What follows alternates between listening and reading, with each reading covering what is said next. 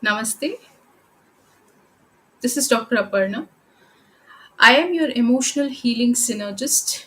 I am an Ayurvedic psychotherapist, a passionate infopreneur, medical writer, and now a budding YouTuber. I am on my pursuit to promote, address, and propagate Ayurveda and psychotherapy globally. In this discourse, every week I either conduct discussions or talk throughs on aspects related to Ayurveda, mental health, and psychotherapy. So, today's topic of discussion is emotional intelligence. The concept was, new and developed in 1990s by Daniel Goleman. He wrote a book named Emotional Intelligence. Let's see what is emotional intelligence, and I will give you a detailed synopsis and summary of the book, and try to explain what is emotional intelligence, because I have people asking me so many requests of people asking me to talk about emotional intelligence. So I have done already 2 sessions on emotional intelligence, but this is exclusively the book Emotional Intelligence by Daniel Goleman. So without wasting time, let's get started. See, this book Emotional Intelligence by Daniel Goleman is a book about us, about our emotions, and what drives us to take certain actions. Emotions are what's drives us to take certain actions according to the author. So the writer's ultimate goal here is to explain the importance of a healthy emotional life. So if you ask me, what are the important highlights and why should I read this book, Aparna, The Emotional Intelligence by Daniel Goleman? See, this concept uh, was new until 1990. See, redefining intelligence. See, the author here challenges the traditional view of intelligence as purely IQ based, and introduces the concept of emotional intelligence, that is EI, as a crucial factor for success and well being. So, in many cultures, particularly in the Western ones, in the Western culture, long ago, they placed a lot of emphasis on intelligence as a barometer of success. That means they even developed tests to measure intelligence, resulting in a score known as intelligent quotient or intelligence quotient, IQ. So, but the data that IQ accounts for only about 20% of success in life. That means with the remaining 80% being made up by other factors.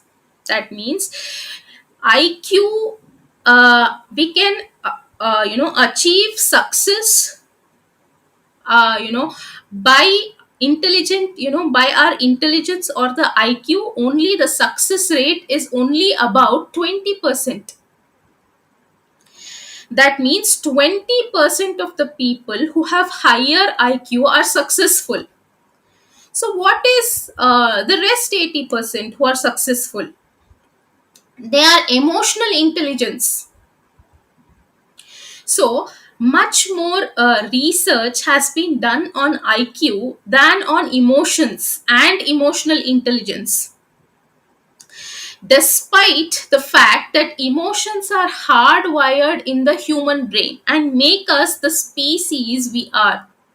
So, here the author says that IQ, the intelligent quotient, is fixed.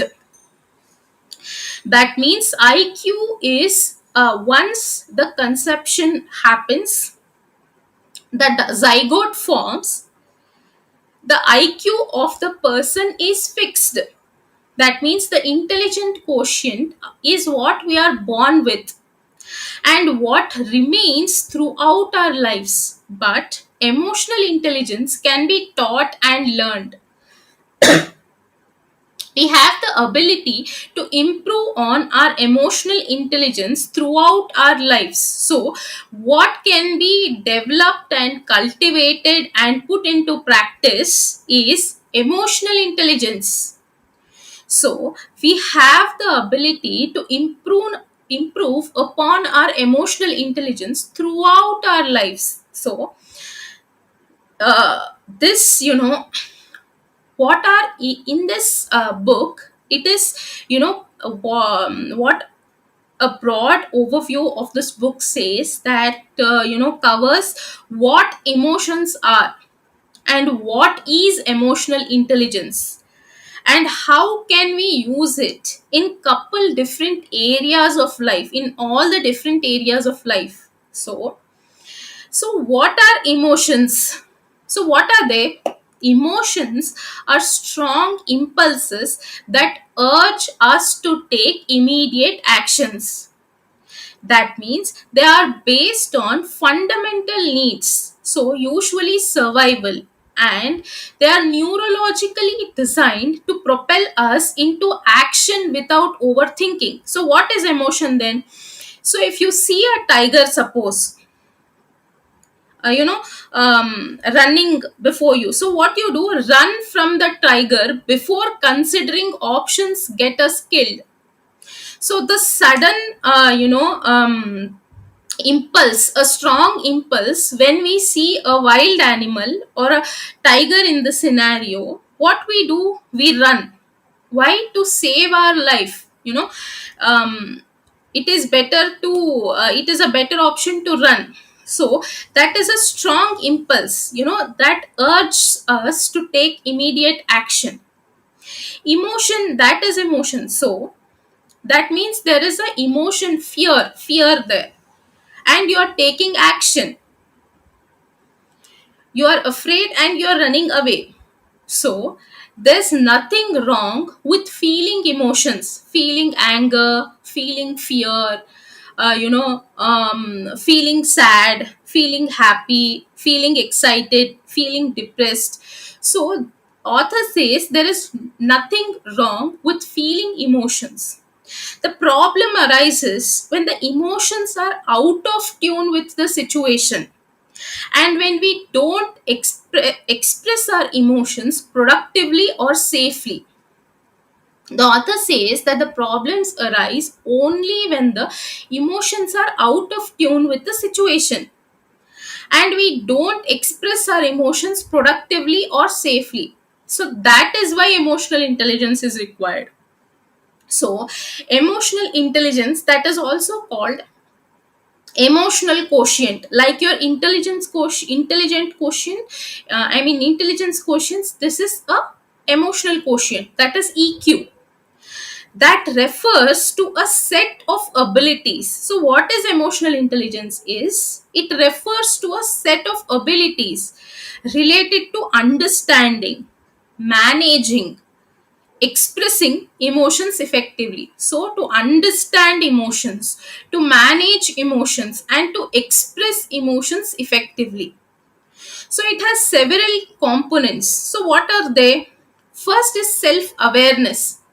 So what is self awareness here? The ability to recognize your own emotions, to understand the triggers and acknowledge their impact on your thoughts and behavior.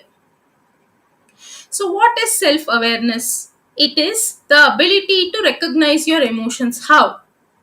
See, if you have to give a presentation, suppose, so you notice your heart racing, you notice an increase in the heart rate, your palms sweating, and you each person recognizes physical signs of nervousness. These are all physical signs of nervousness. Rising of the heartbeat, sweating palms, getting nervous, or sometimes trembling. Different individuals have different set of symptoms, physical signs of nervousness. So this is self aware, is you notice that it always happens before a presentation or before a public speak, you speak publicly, or you have camera fear or whatever it is. The self awareness here is the ability to recognize your emotions. That means you're noticing that you are nervous. So what will happen if what will happen if I notice that I am nervous? That means you have a scope of improvement there. You can manage it next time. That means, see, what happens is the physical signs of nervousness in the beginning, in the first public talk, is always higher than your 50th public talk. So because you have noticed, and you have a scope of improvement, practice makes perfect. So then what you do after being self aware, you self manage that. So the ability to regulate your emotions, control impulsive reactions, and respond to situations calmly and rationally.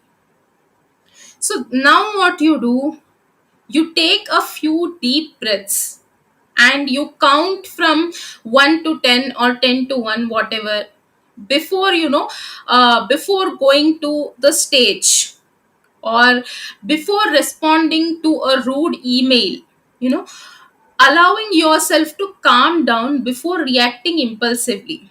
What happens is, when you're self aware, you tend to self manage. The ability to regulate your emotions, control impulsive reactions, and respond to situations calmly and rationally. Next is the motivation. After you are self aware, self management, now the motivation part. What is that? The ability to set goals.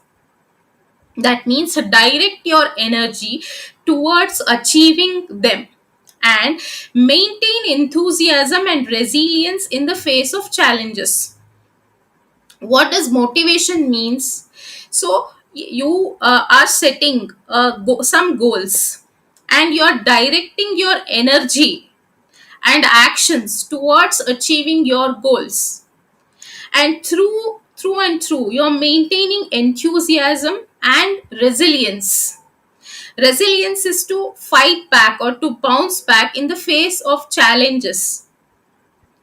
you know that is motivation here. For example, you set realistic and achievable goals for yourself, breaking them down into smaller steps to stay focused and motivated. So you are setting realistic and achievable goals for yourself and breaking down into smaller steps, and you are staying focused and motivated. So that is motivation. The next part comes the empathy. So the empathy here is the ability to understand and share the emotions of others.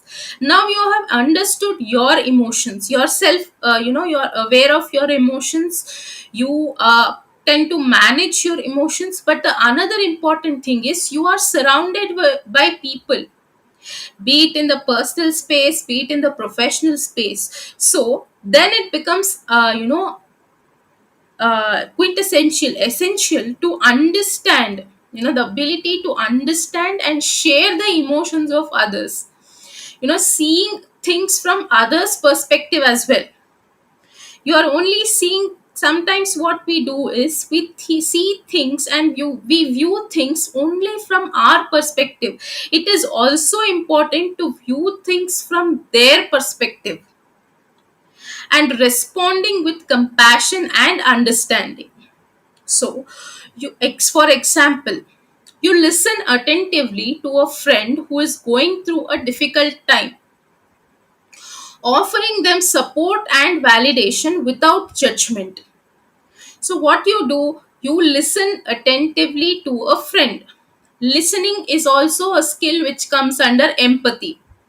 So, you listen attentively to a friend who is going through a difficult time, and you're offering him or her the support and validation without judging your friend.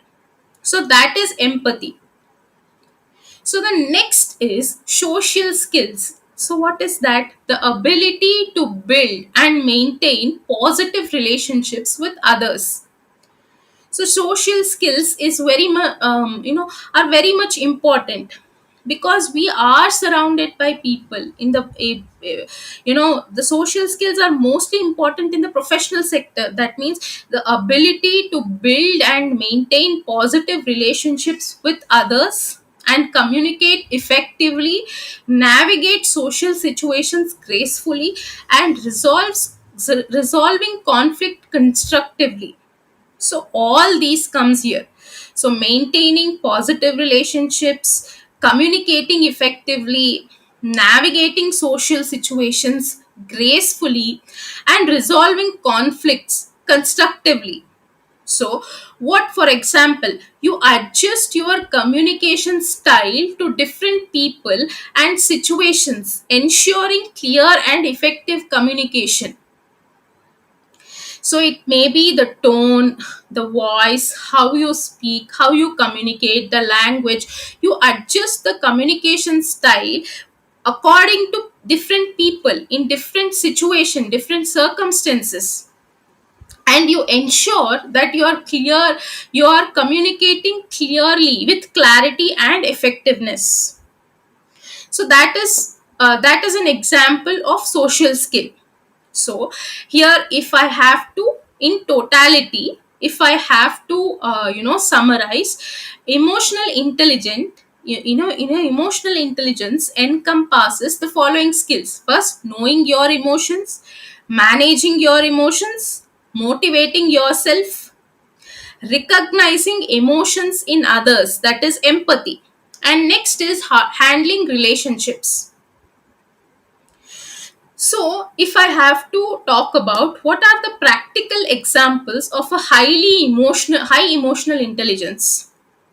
So, if I have to take an example of leadership, a leader with high emotional intelligence can inspire and motivate their team, create a positive and productive work environment, and make, sound decisions under pressure, take correct decisions even under pressure. So, a leader with high emotional intelligence always motivates the team. And now you might have heard that in to be a leader, soft skills or emotional intelligence is very much important also. Earlier it was not, before 40-50 years it was not like that, but now for a leader it is, a leader should have high emotional intelligence to inspire and motivate the team, to create a positive and productive work environment, to make correct sound decisions even under pressure. If we take the second example of relationship building, so individuals with strong emotional intelligence can build strong and lasting relationships, so fostering trust, understanding, and mutual respect. See, what happens is, if individuals have high emotional intelligence, they are good at relationship building. How? They can build strong and lasting relationships. They can help in building trust, understanding, and mutual respect. The next, if we take the example of, in the scenario of stress management, people who are emotionally intelligent are better equipped to manage stress and cope with difficult situations effectively. So, yes, stress management also can be done effectively if a person is emotionally intelligent. So the next example we can take is personal achievement. So high emotional intelligence can contribute to success in various aspects of life, including personal goals, academics, and career advancement. So high emotional intelligence can contribute to success in various aspects of life. So including personal goals, academics, and career advancement. So, overall, emotional intelligence is a valuable skill, so that can significantly improve your personal and professional life. So, by understanding and developing your own emotional intelligence, you can unlock your potential and create a more fulfilling and meaningful life. So, the first reason why should we read the book is this: emotional intelligence, that is redefining intelligence. So I described it. The second thing is scientifically proven. So this book leverages groundbreaking research. This book is research driven in brain science and psychology to demonstrate the immense impact of emotional intelligence on various aspects of life. So, emotional intelligence and impact on various aspects of life is scientifically proven. Next is the practical applications. That means the author provides clear explanations and practical strategies for developing your emotional self awareness, self management, empathy, and other key EI skills. We'll learn everything. What are other emotional intelligence skills? You know, so what is the introduction in the book? So the first, he introduces the concept of emotional intelligence. So emotional intelligence, as I said, refers to the ability to perceive, understand, manage, to be able to be self-aware. Perceive is to be able to be self-aware of your emotions, perceive your emotions, understand your emotions, manage your emotions, and express emotions effectively. So this has several components like self-awareness, self-management, empathy, and social skills. So see, distinction here from traditional IQ, that is intelligent quotient, is emotional intelligence focuses on emotional intelligence and its impact on personal and professional success. This is different from intelligent quotient. Intelligent quotient. So, research demonstrate that EI is a stronger predictor of success than IQ. EQ is a stronger predictor of success. That means emotional quotient is a, a person with a higher emotional quotient is more successful than a person with higher intelligence quotient. So for example, recognizing your own anger and choosing to take a walk instead of yelling at someone. When you recognize that you're angry, and what you do, instead of reacting, you choose to take a walk, or you choose to count numbers, you choose to take deep breath, you choose to calm yourself down, instead of yelling at someone. Next, understanding the needs of others and responding with compassion and support. The next is leading a team by motivating and inspiring others and creating a positive and collaborative environment. These are some examples. So, the next concept explained here is the two minds. So, Goleman proposes that we have two distinct minds. He say that we have two minds. A human brain has two minds. That means emotional brain, that is in the limbic system of brain, and the rational brain, that is in the prefrontal cortex. Prefrontal cortex and the limbic system is the anatomical structures in the brain. So to understand for you, there are two distinct minds. One is emotional, one is rational. So, here the emotional brain is responsible for processing emotions quickly and impulsively, while the rational brain is responsible for logic, reason, and long term planning. So, what does emotional brain do is it processes emotions quickly and impulsively, whereas rational brain, you know, is responsible for the logic, the reasoning, the mathematics we do, the analysis we do, the long term planning we do, is all because of the rational brain. So emotional hijacking occurs when the emotional brain overpowers the rational brain. So there is something called emotional hijacking. So, what is emotional hijacking? It occurs when the emotional brain overpowers the rational brain. So, there are two. Two have to, make hand in hand to be, for the brain to be sane. So, emotional hijacking occurs when emotional brain overpowers the rational brain. That means emotions overpower the logic. What happens then? It leads to uncontrolled reactions and poor decision making.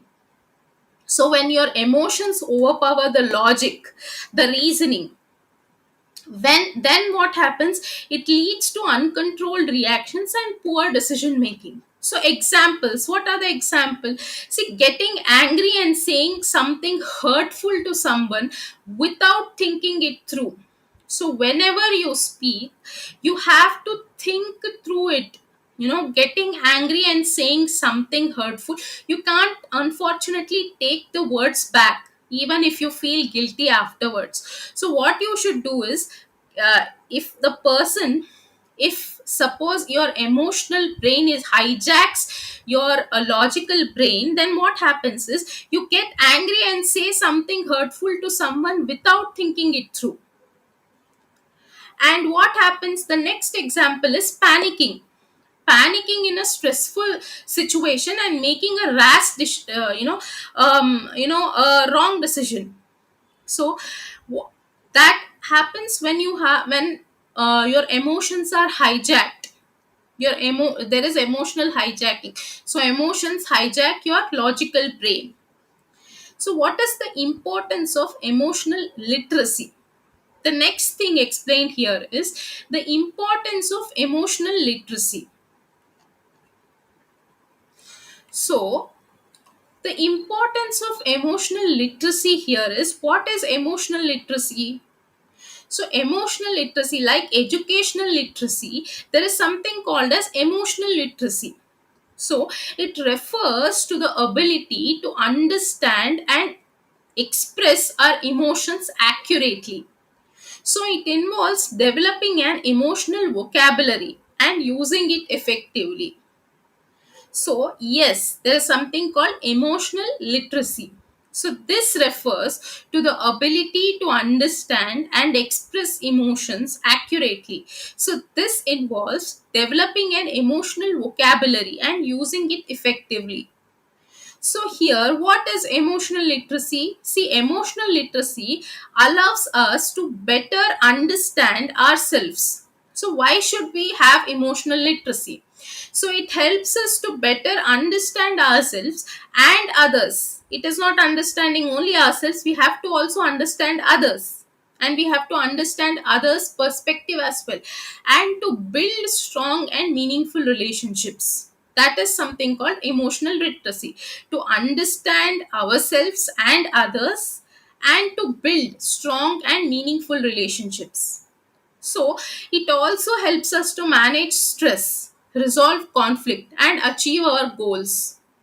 So emotional literacy also helps us to manage our stress, resolve conflicts. It may be personal conflict or a professional conflict, and achieve our goals. So, for example, being able to identify and label your emotions such as frustrated, sad, and excited. So, you are able to identify your emotion, that you are angry, that you are frustrated, that you are sad, and you label your emotions. And according to that identification and labeling, you communicate your emotions clearly and effectively, thought through, replies, thought through communication, using your emotional vocabulary to help others understand their own emotions. You know what, I am frustrated today. So, and you just understand them, and you talk to them in a way, and what you do is you make them understand, and clearly communicate with clarification and understanding. So the next concept explained here is the five key concepts of emotional intelligence. So the author identifies five key concepts of emotional intelligence. As I said, it is self-awareness, self-management, motivation, motivating oneself, empathy, and social skills. So these five. So the five components together to determine our emotional intelligence and our ability to navigate life challenges. So this is also to navigate through our life's daily challenges we face in our lives. So each component can be learned and developed with practice and effort. So, for example, self awareness may recognizing your strengths and weaknesses and being aware of how your emotions affect your behavior. So, you are aware of how your emotions affect your behavior. That means when you are angry, there is a chance that you are yelling at someone. When you are frustrated, you're talking rude to someone. Self management, so controlling your emotions and responding to situations calmly and rationally. So self management here is, once you are aware of your emotions, you control your emotions and respond to situations calmly and rationally. Motivation is setting goals and staying focused on achieving them even in the face of challenges. Empathy is, as I said, understanding and sharing the emotions of others. Social skills is building and maintaining strong relationships and communicating effectively with others. So, the next reason why we should read the book is lifelong benefits. So by improving your emotional intelligence, you can gain significant advantages in your personal and professional life, including, as I said, building stronger relationship, enhancing communication and leadership skills, managing stress and resolving conflicts effectively, increasing self motivation and achieving goals, cultivating a happier and more fulfilling life. So, understanding emotions is, the book delves into the world of emotions, helping readers comprehend their own feelings and those of others to leading to better interactions and relationships. So here, emotional quotient also helps individuals. They can use the principles and excel in the workplace, handling conflicts, fostering a more positive work environment. So we will talk about the other highlights and the chapter wise summary in the next session.